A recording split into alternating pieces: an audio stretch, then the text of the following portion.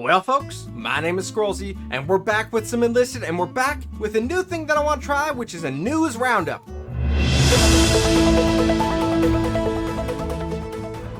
Where I'm not able to just kind of always keep up to date with the news of Enlisted or to make constant videos about the news. So maybe once a week, once every 2 weeks, or if there's enough news, we'll do a news roundup. And today there is a bit of news. So let's get into it by starting with the new Battle Pass for this month. And I will quickly preface, I did not finish the Battle Pass. Actually, no, scratch that. I finished the Battle Pass. I finished last month's Battle Pass for the Arasaka mortar. I did not buy it. I did not buy the Battle Pass, so I do not have the Arasaka mortar, and that is a sacrilege to me and a absolute blasphemy. But let's take a look at the Battle Pass now. So I mean, quickly skimming through it, it's pretty much what you'd expect. There's new weapons, there's new tank skins or vehicle skins, and there's soldiers and XP and silver and gold and upgrade orders and change out orders and everything like that. What you'd normally expect. I'll be completely honest with you folks, the soldiers, the infantry, the personnel do not interest me at all. I will not grind for an infantry. If there was more infantry than there were guns, I would not be purchasing the Battle Pass at all, ever. Let me know in the comments if you guys do grind for the soldiers or if you see a benefit for them, so that I could probably open my eyes to that as well. But aside from that, you know, there are some different weapon upgrade orders. There is the Dmitry Donskoy, which is a skin or a camouflage for the T-34-85D5T. So if you haven't watched my video yet called "This Tank is Indestructible" or "The T-34 is Indestructible," please go check it out, because that pretty much proves that this tank is pretty goated if you're using it in BR3, even though it is a BR4 tank. That doesn't make sense, but for me it did. There's a lot of silver that can be had, but the biggest thing I'm excited for here is the Scotti Naval rifle, a fully automatic rifle chambered in 6.5 times 52 millimeter Carcano cartridge with a medium rate of fire and a detachable box magazine. And folks, it just looks beautiful. It's a BR5 weapon with a 14.5 hit power, which I think is pretty good. If I'm not mistaken, that's pretty damn good. The only thing I don't love is the 15 round magazine. But folks, we won't know what we've got in our hands or what we're grinding for until we test it out. So we're here on the firing range, and I want to give it some simple shots, okay? We're going to test it in its single fire method, because I don't know if it's actually like a semi-auto. Oh, it is a semi-auto. So it is a select fire weapon. So we're going to test it originally in semi-auto. Then we're going to switch to fully auto. And again, I am on controller. So, single fire center mass, and we're gonna fire the full 15. So let's see.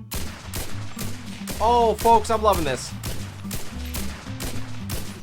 Oh, folks, I'm loving this. Oh, folks, look at that. That's almost perfectly covered the center mass. I perfectly did it. Holy crow. Is there planes above? I hear planes. Oh, there they are. Hello, planes. I didn't realize they came through the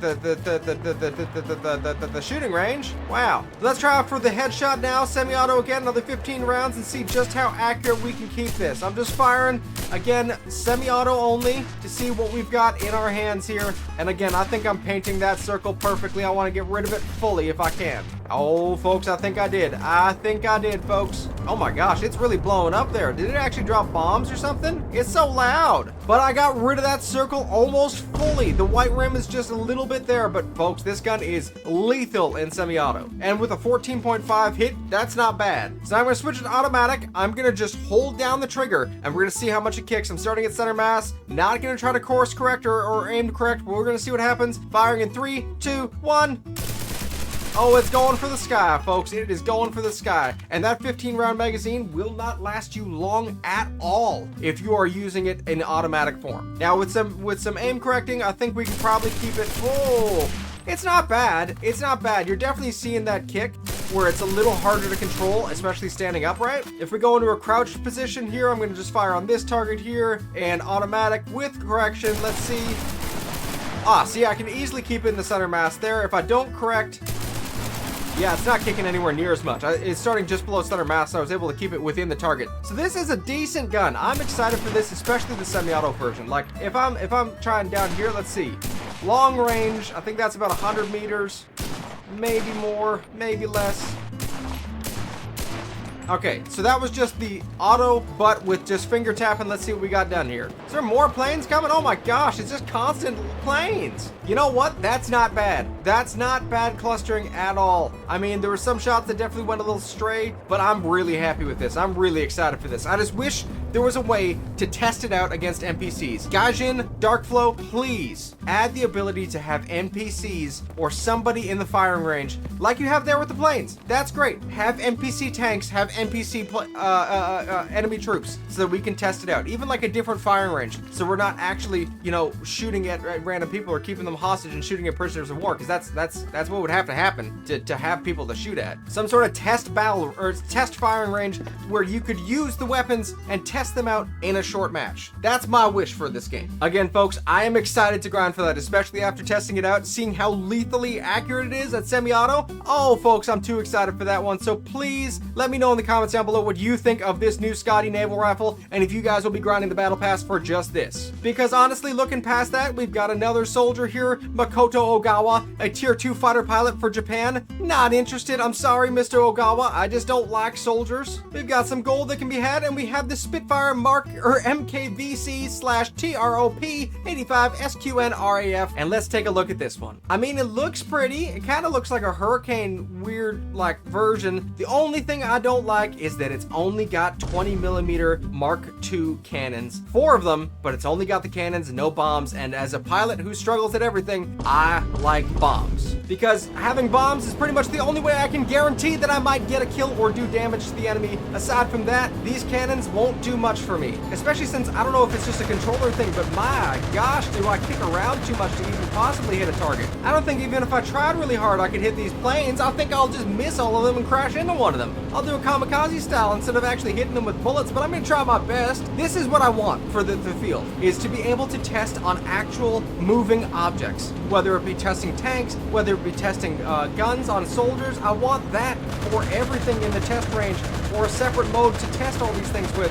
And I got one hit off, I got one hit off, I got one hit off, but now, oh, I took it out. That's all I can promise you. So again, because it's so hard for me to fly, let me know in the comments down below. If you play with a controller and you have the best settings, let me know what the settings are, and I will try them out for a video. But because it's hard for me to fly, and because it doesn't have bombs, I'm not excited for this. I'm not gonna be grinding for it. Plain and simple. If I get it, I get it. But looking around the rest of the Battle Pass, it's looking pretty interesting. I'm excited. You can get a total of 4 of the Scotti Naval rifles if you complete the entirety of the Battle Pass, so all 30 stages. So if you're interested in the Scotti Naval rifle and you want 4 of them, get grinding now. Make sure that you are doing your due diligence and testing out these weapons and these vehicles beforehand so that you don't waste your money, okay? Not that Enlisted is a waste of money, it's a fun game, but I don't want you guys to end up feeling like you shouldn't have spent that money. Now, getting to some of the other news, back at the end of August, on August 28th, they released the pre-order for the Heavy Assault Tanker Squads. And I have watched Slacker's video about this. I think you guys should as well. I'll leave it in the description down below. It goes into it. But commanders, this time we're kicking off preparations for the upcoming major update with pre-orders for unique versions of well-known vehicles featuring additional decorators. The Heavy Assault Pack includes 2 premium squads with BR-4 tanks, the Soviet IS-1 and the German Tiger H-1, with additional camo netting and track armor that will help you in both ambushes and direct confrontations. I'm not sure. I'm probably gonna test it out just for the sake of you guys, you know, seeing this. And I want the decorators. I would love the decorators, so maybe I'll do the pre-order. We don't know yet. And I do love tanks. I would love to have a BR-4 German tank, and I would love to have a BR-4 or another BR-4 Soviet tank, because then I could run tanks only in BR-4 with the Soviets, and I would be dominating. That's probably the only reason why, is for content purposes. Aside from that, the fact that they're just kind of reskins or additional decorators, I don't know. I don't see the point in it. But let me know in the comments down below what you think. And now with some more news, the next day they announced weapon battle rating changes plus some nerfs. So let's go through that. In making Enlisted a better place, number 71, we adjusted multiple Japanese weapons to match their characteristics to historical values, but these changes didn't affect their BR. After reviewing how they perform, we are now making a few additional changes. So the Type 100 SMG early base damage reduced from 6 to 5.6, BR changed from 1 to 2. I'm not sure why they did that, sure, whatever. The Type 100 Paratrooper SMG base damage reduced from 5 to 5.6 and changed again from 1 to 2. The Type 100 late base damage reduced from 6 to 5.6, but I guess it still it didn't change its BR. BR. The Type High rifle, late BR changed from 4 to 3. The Type 2A SMG BR changed from 3. And then battle rating of weapons from other nations have also been revised as well. So Euro 98 with scope mount has been changed from a 2 to a 1. The PPD 1929 has been changed to a 4, or from a 4 to a 3. The Eurogan SMG BR changed from a 2 to a 3. The Lancia Fiamma Mod 35 BR changed from a 5 to a 4. And Portable Flamethrower number 2 Mark 1 changed from a 5 to a 4, as well as the Mosin M91 Infantry changed from a 2 to a 1. So there have been a lot of decreases in BRs, some increases, but mostly from what I'm seeing here is a lot of them being knocked down from either 4 3, 5 4, 2, 3 to 2, or 2 to 1, aside from the Eurogan SMG, which went from a 2 to a 3. These don't affect me too much. I'm gonna be completely honest with you. I don't notice these. I'm just playing the game for the shits and giggles. Let's go to the next part. Is the new Scorching Rays update, or the preparation for it. So just a few days ago, 2 months of intensive work have passed since the Forest Shadows update, but now we are ready to present you the upcoming Scorching Rays update. Today we'll tell you about our plans, future dev blogs, and the update itself. So weapons and vehicles. There is no major update without additions to your army. This time we focused on the confrontation between the USA and Japan.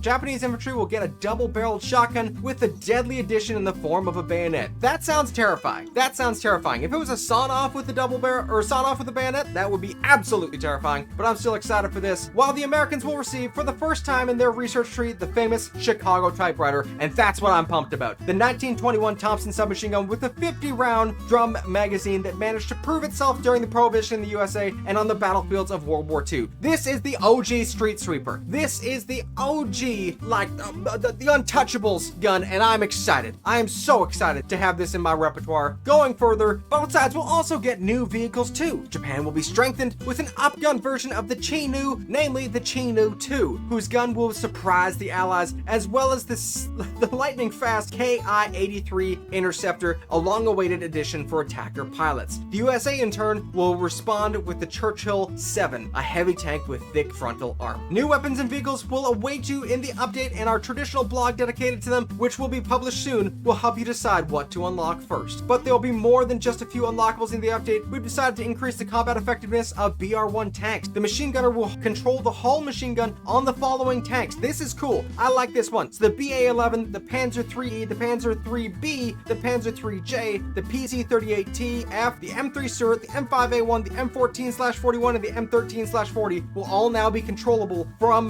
the inside of the vehicle, if I'm not mistaken. If that's what I'm reading, that while you're driving it, you can now control it while you're inside of it. I'm excited for that as well. Yeah, so you'll be able to control the whole machine gun from 2 positions, the commander's and the machine gunner's positions. All of these vehicles that I just listed are now going to have the ability for you to control the machine gun while you're inside the vehicle, and I love that. Or at least the whole machine gun. I'm skipping over some of the news because my throat hurts, but we're getting to the rework of the Cave Village, which I don't love this map, so a rework of it, I'm excited. Maybe it'll make me fall in love with it, but one of the main challenges of the update will be the complete overhaul and rework of the Cave Village section of Tunisia. We relied on your feedback and the results of the expanded map BR test in May, where you marked this map section as the most in need of improvement. So I agree with that. This part of the map, this map in general, needed a lot of reworking, and I'm excited to see what they can do with it. Now there's some location changes. Feel free to go through the logs. I'm not very aware of this one. There's some desertion related issues though that have been updated, and this is what I'm excited for. Now, nobody likes deserters. However, punishments should be fair. We analyzed player behavior in battles and decided to make adjustments. I will say this one made me angry, not because I've deserted a lot of battles. I don't. But sometimes if I have crossplay on and I hit that ready up button, I'm in a match like that, like lickety split, and then I have to leave because I'm not prepared, I'm not ready, I don't have the time, I was just doing something, so now I have to leave and I'll face that penalty. But not anymore. What will change is a right to make a mistake system, which will be introduced, and the known bugs that prevent reconnecting to battles after connection issues will be fixed. This system will allow players to leave a battle once per day without triggering the penalty, which I love. And then after that, after leaving a battle, you will need to complete 4 battles to reset it. So if you accidentally queue in, you're like, oh, I wasn't ready yet, you can leave. And then if you complete 4 battles and then you do it again, you can leave again. And that, I think, fair and balanced, and good job to the developers for doing that. And then there's going to be some graphical changes there. Again, this is mostly, I think, for PC and everything like that. So you guys can take a look at that. Let me know in the comments if I'm wrong and this will affect a lot of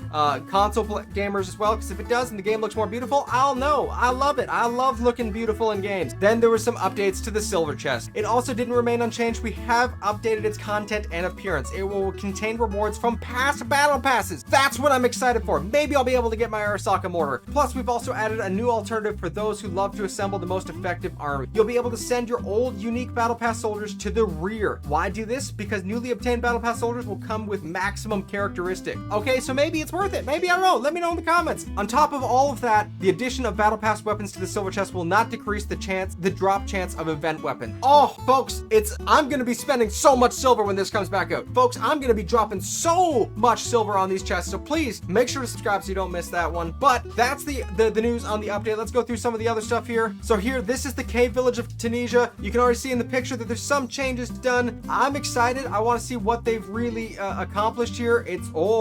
I'm loving how closed off that is. All the tree stuff now.